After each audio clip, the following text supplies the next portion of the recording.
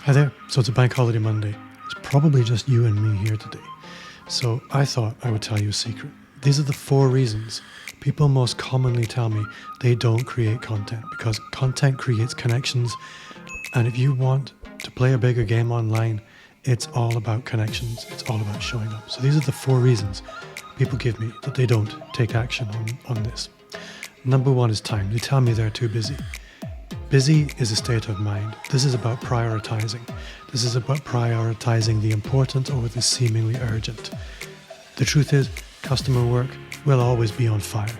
There will always be somebody shouting for something they need. If you don't prioritize the things that move your business forward, then somebody else's business, somebody else's life is being moved forward. Number 2 is they don't have the expertise. This is really about comparison. This is thinking, well, who am I to be the expert? Who am I to stick my head up above the parapet and tell people the value that I bring?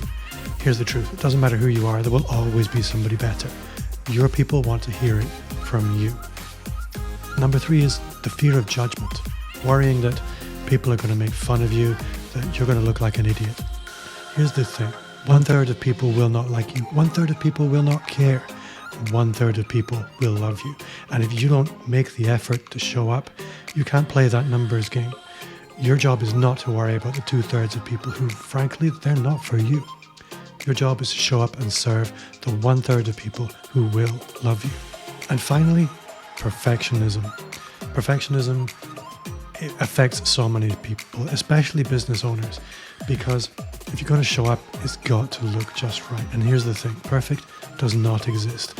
The fact is, I'm probably not even going to watch this video before I publish it, because I know that done will always trump perfect.